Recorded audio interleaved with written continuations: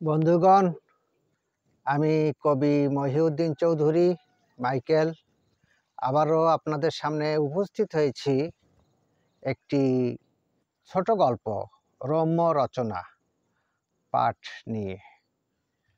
আমার এই রম্য রচনাটি আমি লিখেছি আজ 5/12/2024 খ্রিস্টাব্দে। আর এই ছোট গল্প বা রম্য রচনাটির নাম ঘোড়ার পায়ের শব্দ। আমি পাঠ করে আপনাদেরকে শোনাবো। তার আগে এখনো যারা আমার এই ইউটিউব চ্যানেলটি আপনারা সাবস্ক্রাইব করেন নাই, তাহারা সাবস্ক্রাইব করে লাইক, কমেন্ট, শেয়ার দিয়ে পাশে থাকবেন, এই কামনা রেখে আমি পাঠ শুরু করছি। একজন পাগল রাস্তা দিয়ে হেঁটে যাচ্ছিল। ওই পাগলের হাতে একটা বই ছিল। বইটি 15 পাতার একটি বই। বইটি পাগলের লেখা। একজন দর্শক জিজ্ঞেস করলো পাগলকে, তোমার হাতে ওটা কি? পাগল উত্তরে বলল, এটা আমার লেখা একটা বই, 15 পাতার বই। দর্শক বলল, এই বইয়ে কি লেখা আছে? পাগল বলল, প্রথম পাতায় লেখা আছে, একদল ডাকাত কোনো এক রাজ দরবারে ডাকাত করতে গেছে। ডাকাতি করতে যেয়ে ডাকাত দল রাজপ্রাসাদে ঢুকে দেখে ওই প্রাসাদে কোনো রাজা, উজির, নাজির, মন্ত্রী, পেয়াদা, পাইক কেহই নাই। তারপর আরও খোঁজাখুঁজি করে দেখে এমনকি কোনো সোনা দানা, মালপত্র, টাকা পয়সা কিছুই নাই। শুধু দাঁড়িয়ে আছে খালি একটি প্রাসাদ। সেখানে ডাকাতদের নেওয়ার মতো কিছু নাই।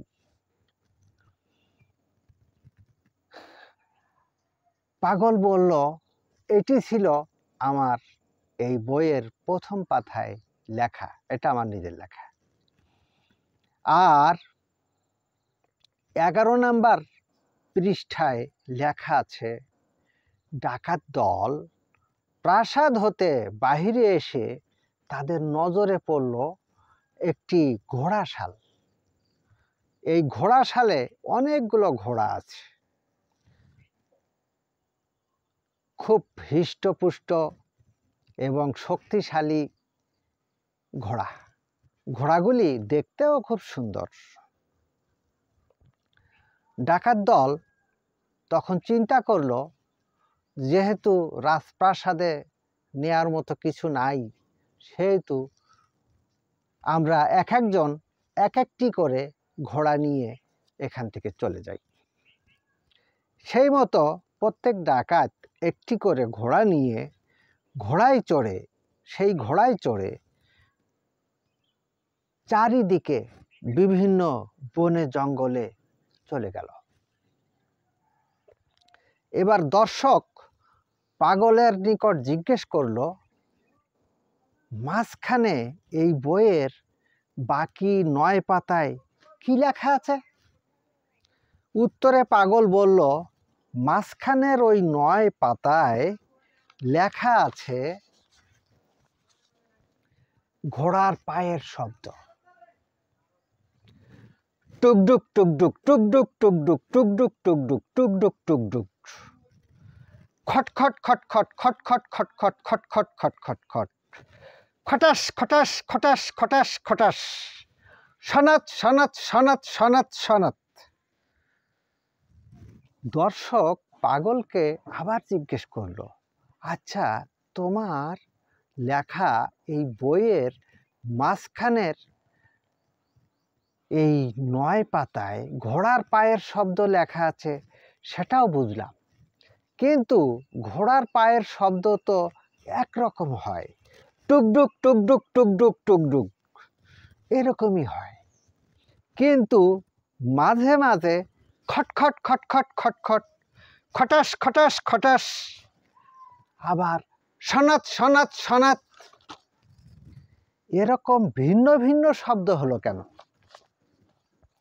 পাগল উত্তরে বলল, আগেকার রাস্তা একরকম ছিল, এজন্য ঘোড়ার পায়ের শব্দ একরকম হতো, কিন্তু এখনকার রাস্তার মধ্যে কোথাও ফ্লাইওভার, কোথাও এলিভেটেড এক্সপ্রেস, কোথাও বড় বড় সেতু, কোথাও মাটির তলদেশ দিয়ে টানেল, এজন্যই তো ভিন্ন ভিন্ন রকম শব্দ হয় ঘোড়ার পায়ের।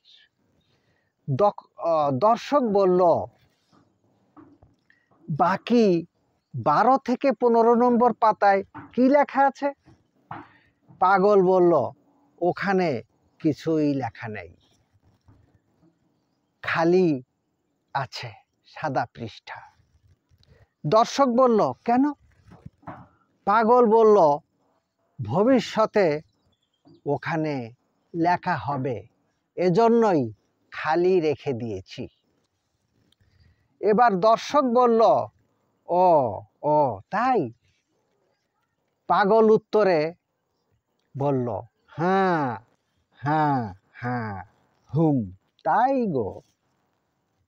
এবার পাগল উচ্চস্বরে অট্ট হাসি দিল।